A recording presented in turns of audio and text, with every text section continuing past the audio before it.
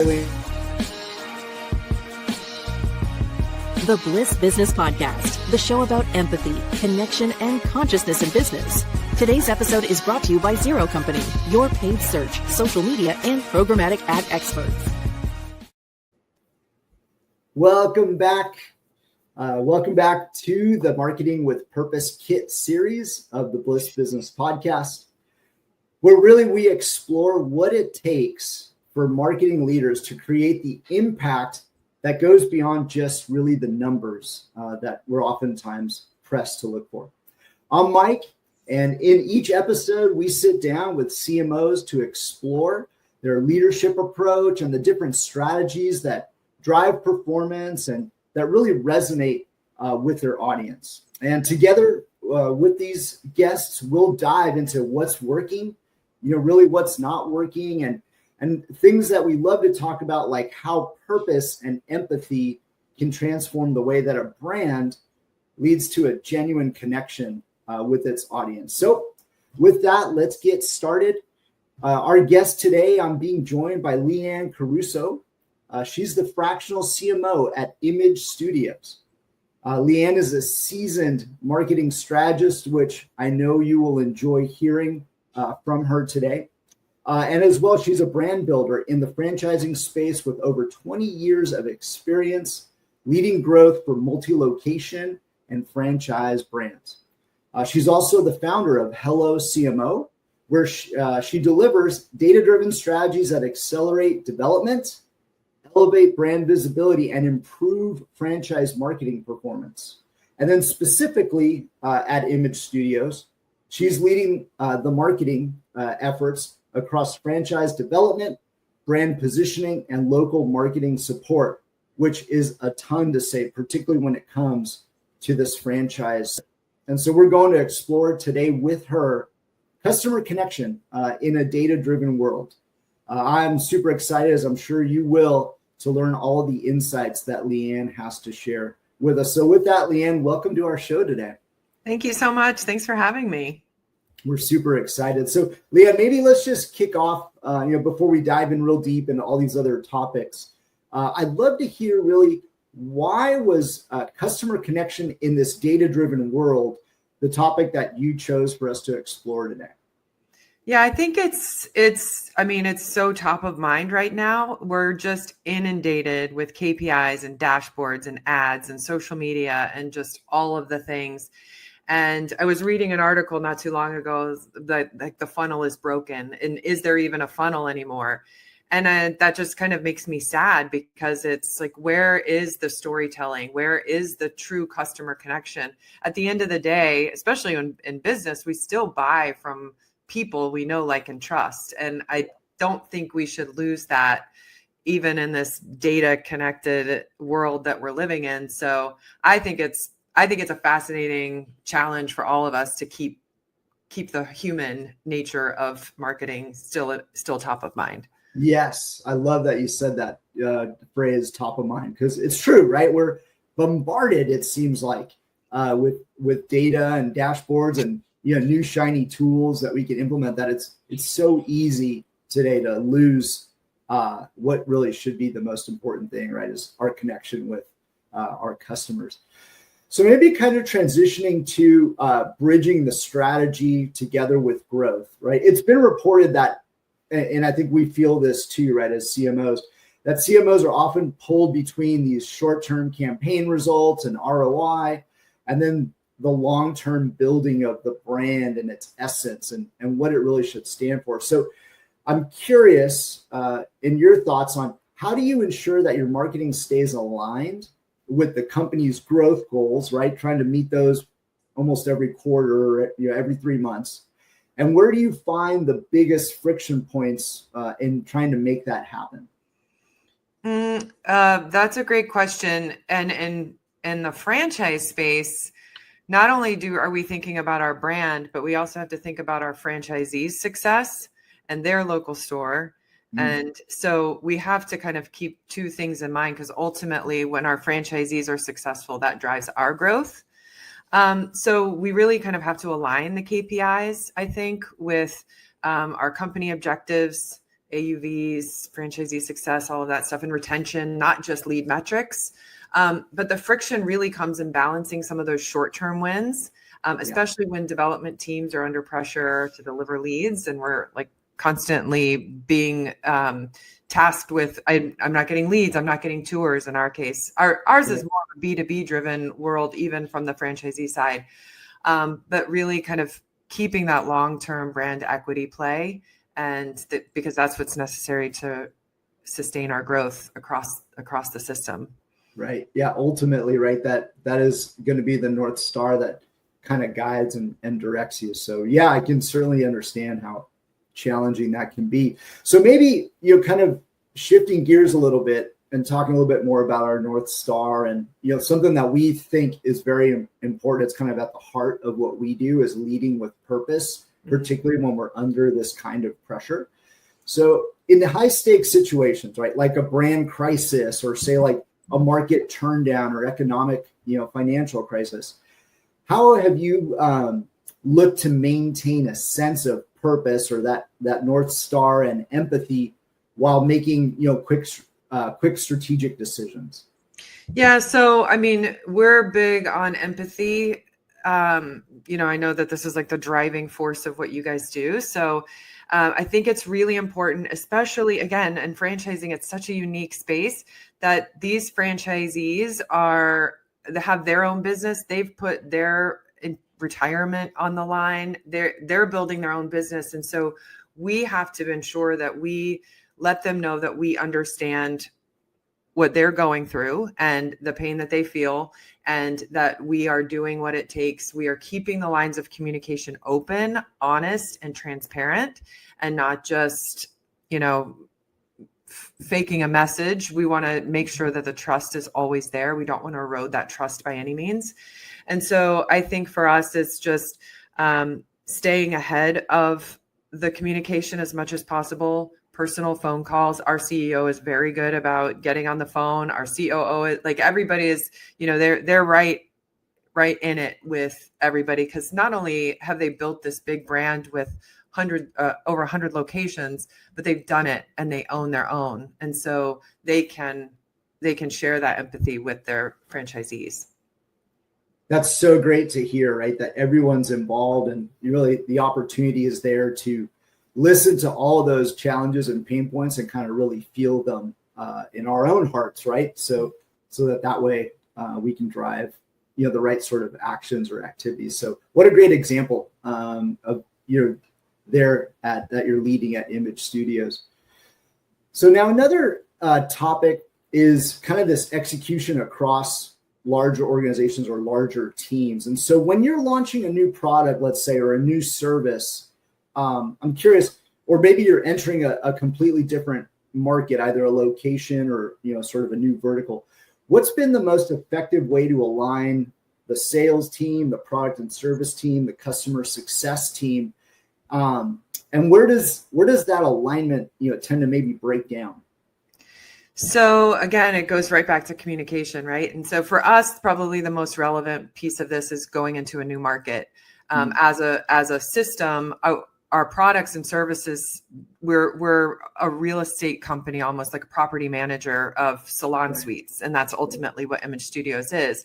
Our ultimate goal is to bring in beauty pros or adjacent professionals who rent the space for the salon suites.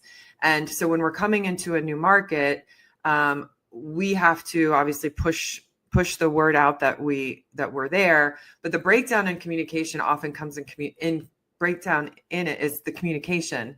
Yeah. Because people receive information in such a different way. And so we have to meet them where they are. And with franchisees, especially when we're sharing information to them that they then have to share to their beauty pros. So say they have 20 beauty pros who receive information a different way. We have 100 franchisees who receive different information a different way. And so it's through video announcements. We do monthly town hall meetings. We do weekly newsletters. We do roundtables every week. So we'll announce a topic. So it is constantly sharing the information, but just in a whole bunch of different ways. And so they might not see that we push that same thing out 10 times. They might get it the one way that they're good at receiving it. So we have to make sure that we're on top of like constantly pushing out the communication in a way that one of them is going to receive it in different ways. Yeah, I'm so glad that you said that, because people do receive information different ways. As you were talking, I'm kind of being reminded of this game of operator, right? And then what eventually is it going to come back to you as far as what they heard? So what a great insight that you bring in terms of making sure that communication is not just constant, but that it's delivered in a number of different formats. So, I mean, it applies, sorry to interrupt, it applies to, general marketing too, very much so. Some people are on Facebook, some people are on Instagram, some people are on LinkedIn, some people are on Reddit, like we have to get to all of those places in order to find them. So it's an approach that we have to be cognizant of. So true, and on those different platforms, right? Their expectations for information are different. So, yeah, totally. A lot of science to really think about there, not just art.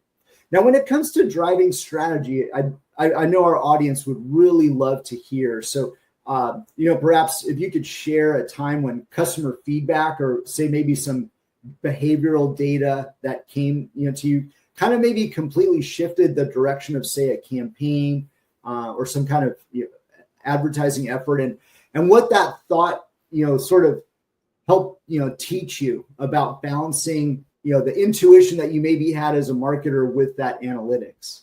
Sure. So I think one that comes to mind is we have these gorgeous modern luxury salon suites. We're not like some of the other salon suites, which are beautiful and beautiful. I've seen our local ones. Yeah. Right. Definitely a step above. So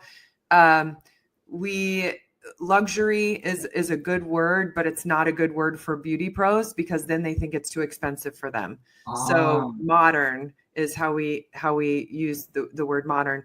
But anyway, so in our marketing, we've always photographed these gorgeous spaces. But what we realized, we did a A/B testing, the ads that had the pros in them, and this is probably marketing 101, but the ads that had the pros in them who were successful, happy, running a thriving business, because our business is all about empowerment, not only from the franchisee side, but also from the beauty pros who are owning their own business, but seeing the faces. So we have a whole new Faces Not Spaces campaign, which it aligns with, let's get the faces in there. And our campaigns really really elevated once we added the people into them, not just highlighting the beauty of the space itself, but really the beauty of the business owner in the space thriving. What's so great about that example, right, is you're creating connection there, right? They're being able to see themselves. That's just genius for sure. And what a great proof point, real life proof point for your audience. Now, another thing that I'm a little bit curious about is perhaps when it comes to turning marketing into a revenue engine, right? Which really, marketing has a big role when it comes to revenue and sales. So, some organizations, they still try to look at marketing as this cost center, or just sort of this department or team that's off to the side. So what have you found to be really most effective in shifting that perception? And then what barriers would you say still exist with trying to tie the marketing efforts to revenue? I would say, kind of back to one of the original points where we're talking about the funnel is broken. Right. I personally don't feel that way for a lot of brands, maybe some one-click shopping, on Instagram, but I really feel like top of funnel brand awareness is so critical, especially when coming into a new market or bringing beauty pros in. And so it's often hard to tie the top of funnel success to the bottom, to the lead gen. Yeah. And top of funnel is expensive and can be expensive because they don't know you exist yet. And you're trying to get them in a funnel. So it's more and more. And for me, the breakdown is tying it all together, and that this has an effect on this. Right. It just does. And we, again, I know we're a little bit different because we're a franchise system, explaining that to our franchisees because they're not marketers. They bought a business in a box essentially. And so we have to hand them the tools and resources on a local marketing level to be successful, but explaining to them the importance of top of funnel versus bottom of funnel, and how you can't just convert someone at the bottom without all of the other things that have to come in at the top to get the decision made. So I think that's where we kind of break down, and it's such a critical piece, but explaining it and understanding it and spending the money on it is what's really important. Yeah, absolutely. I'd have to say that I run into this conversation quite frequently with our clients. Everyone's thinking, hey, I just want to advertise on this set of keywords and then drive conversions. Well, another thing that ends up happening is sometimes, that bottom of the funnel revenue or those transactions slow down, right? You still need to be able to feed the funnel from the top. And, when we're starting to look at branded keyword search, is that getting larger? Is it getting smaller, or is it staying the same? A lot of times that's indicative, of us or to us of what is not happening sort of further up in the funnel, right? And like you said too, the unfortunate thing is this stuff takes time and it takes patience, and it seems like the world is so short on those two things. Right. These days. Yeah, exactly. Time is money. As marketers as well, Liane, we deal with a lot of different technologies, right, in our stack, like CRM and the different workflows or project management systems and even RevOps integration. So from your perspective, what's the biggest challenge, would you say, when trying to get your CRM, that lead management system, and even other kinds of sales tools to really work in harmony? So yes, that's a challenge. I know every person right now is nodding their head. Yeah. CRM is a dirty word, I think. But so what we do is we actually, because there's so much information from all sources that actually drive into one North Star, as you just mentioned, is we actually pull it all into a spreadsheet, and we've crafted our own formulas so that we can see the big picture, because this piece of software is just as important as this one, is just as important as this one, but the information in each of them, how do we bring it all together? Our VP of Ops, Lizzie Webb, she's brilliant when it comes to these kinds of numbers and putting this all together. She sees things in a way that I personally don't. But and not to mention, we have multiple vendors working with different franchisees, but we still need to see the big picture from all of them. So she's been able to craft this amazing document. It's very robust, that pulls all of the information so that we have one source of truth from all of the different vendors, all of the different tactics, all of the different initiatives. And it's a rare occurrence, I know, but it's been a great resource for us to be able to make informed decisions. And certainly, right, particularly like you said, in the franchise space, the levels of difficulty are 10x. Mm-hmm. But what I love too about your point is it's really your connection with your colleagues and being able to work together, right, to sort of get to that single source of truth and rely on each other. Yes, is key. Especially across departmental. Everybody needs different information, but it's all buried in there. So that's helpful. We're all working from the same information. That's key, right? That way we're not saying this says that and this says this other thing. So right. Definitely. Now, when it comes to your teams, right?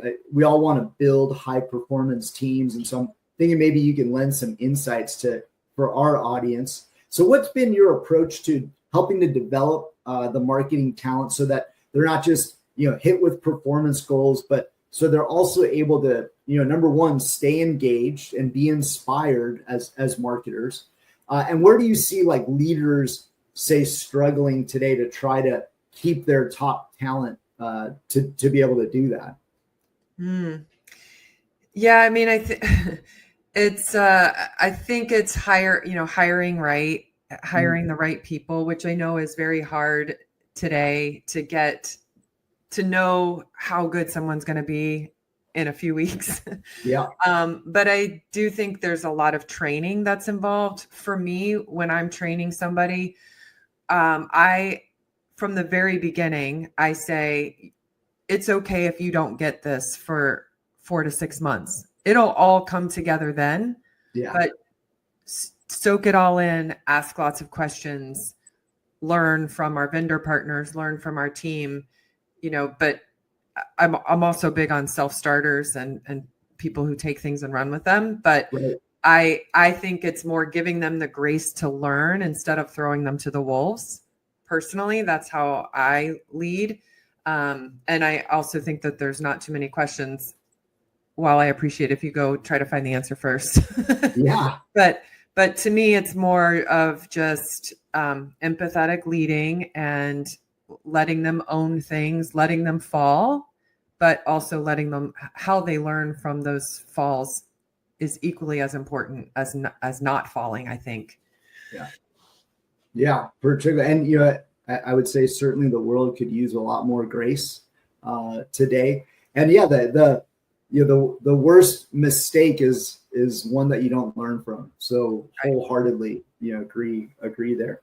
So Liane, we were talking earlier before the show, and as well, even maybe we've mentioned it a couple times during the show about how we as an agency really feel that purpose and empathy are so critical. So when it comes to those things, when you think about the role that marketing plays in, say, a company's future, how do you feel about the role of purpose and empathy in creating that future, to really make genuine resonance with your audience? What role do those two things play? I mean, I think marketing is empathy in essence. So, and I do feel, I say this, I know not everybody agrees, but I think marketing is the core and foundation of your business. You're not going to succeed if you're not successful in getting the message out or connecting with your customers. It's all about connection, human nature at the end of the day. And so whether it's building your teams who can connect and to grow with the same empathy that you're marketing with, that you're trying to connect with your customers, all of those things will help drive that kind of company culture to get us to where we need to be. I think when you don't have any of that in your marketing or your teams or your culture, then what do you have? You have a lot of turnover and probably not a very successful business. Yeah, everyone there is, not really, they're just probably in there for themselves at that point, right? And not sort of like the greater good. Wholeheartedly agree, to that. Liane, this has been an amazing conversation. I could easily go another 40 minutes. And so I want to thank everyone for listening in today and joining us on the Bliss Business Podcast Marketing with Purpose Kit series. I hope today's conversation really sparked some new ideas and, for how you might be able to align your strategy, your execution, and purpose, with your work to connect with those customers. And if you found value in this discussion, please like, subscribe, and even share this episode to be able to keep really this conversation going. And please remember this: great marketing doesn't just sell, it serves. Thank you again for joining us today, and we'll see you on the next episode.